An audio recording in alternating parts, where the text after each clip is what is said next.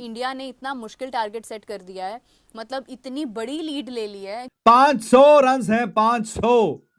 अगर बांग्लादेश के अभी तो 4 आउट हुए हैं, अगर 2 बार भी बोला जाए कि आप बैटिंग करें तो तब भी 500 का 550 515 रन तब भी चेज नहीं होते। नया दिन नया प्लेयर, इंडिया की टीम ने बता दिया है कि हर दिन उनका कोई नया प्लेयर भाई सब अपने जलवे दिखाएगा। यार क्या प्लेयर है भाई ऋषभ पंत, जो बंदा भाई 2 साल पहले जिंदगी और मौत से भाई लड़ रहा था, आज वो बंदा 634 दिन के बाद भाई टेस्ट क्रिकेट में वापसी करता है, और जैसे ही वापसी करता है भाई 100 बना डालता है। ऋषभ पंत खुला खेलता है और उसने खुला खेलना था जब पंत आया विकेट कीपर। और इंडिया की कोचिंग, इंडिया का कैप्टेंसी, इंडिया का गेम प्लान, इंडिया की गेम अवेयरनेस, इंडिया की बॉलिंग लाइन, बैटिंग लाइन इतनी ज्यादा डोमिनेटिंग है। वही पेसर्स जब इंडिया के खिलाफ जाके खेलते हैं और वही स्पिनर्स जब इंडिया के खिलाफ जाके खेलते हैं कि जिन्होंने पाकिस्तान में पाकिस्तानी बैटर्स का जीना हराम करके रखा हुआ था, वो वहां पे खड़े भी नहीं हो पा रहे।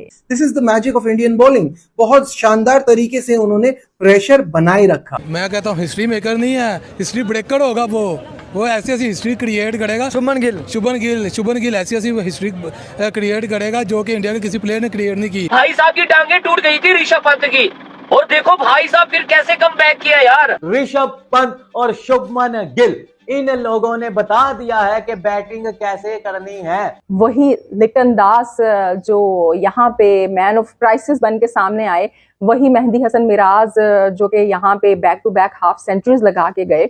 इंडिया में जाके वो ना ही इंडिया के पेसर्स के सामने टिक पाए और ना ही इंडिया के स्पिनर्स के सामने टिक पाए। लेकिन ये होती है अल्लाह की तरफ से बंदे के ऊपर। मुश्किल टारगेट सेट कर दिया है, मतलब इतनी बड़ी लीड ले ली है कि उसके बाद कहीं ना कहीं बांग्लादेश कोशिशों के बावजूद, बहुत अच्छे प्लेयर हैं, वो बहुत अच्छा खेल रहे हैं।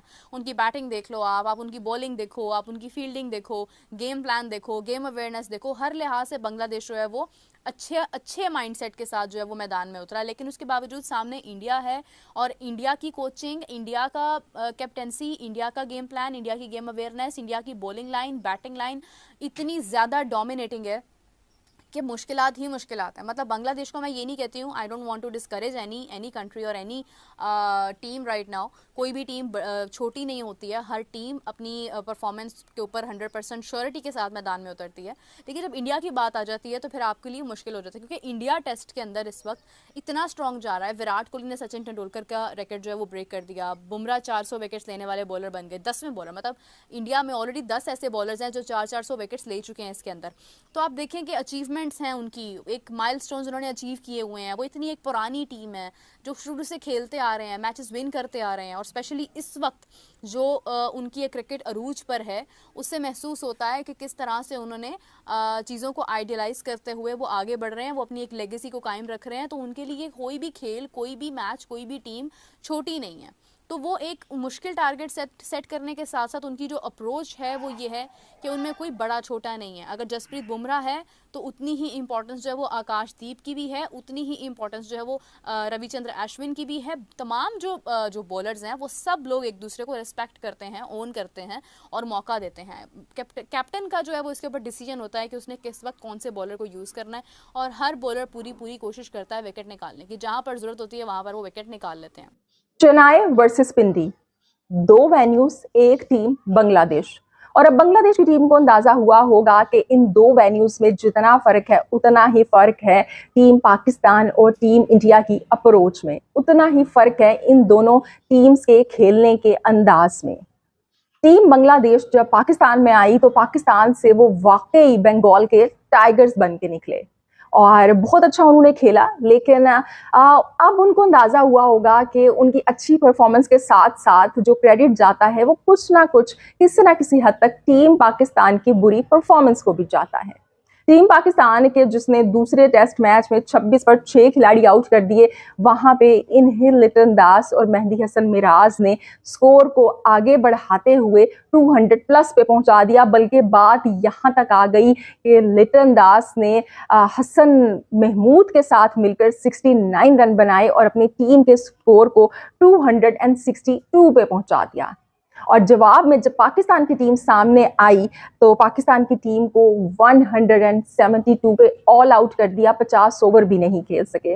वही पेसर्स जब इंडिया के खिलाफ जाके खेलते हैं और वही स्पिनर्स जब इंडिया के खिलाफ जाके खेलते हैं कि जिन्होंने पाकिस्तान में पाकिस्तानी बैटर्स का जीना हराम करके रखा हुआ था, वो वहाँ पे खड़े भी नहीं हो पा रहे। अश्विन और जडेजा के एक्सपीरियंस का मुकाबला, उनकी क्लास का मुकाबला यहाँ पे जनाब आगा सलमान से नहीं किया जा सकता, या इवन हमारे किसी भी बल्लेबाज से नहीं किया जा सकता, किसी भी स्पिनर से नहीं किया जा सकता, क्योंकि जिस तरह से उन्होंने खेला है वो अपनी मिसाल आप है। और उसके बाद जब इंडिया के बॉलर सामने आए तो वो शाहीन शाह अफरीदी की तरह या नसीम शाह की तरह बिल्कुल नहीं थे।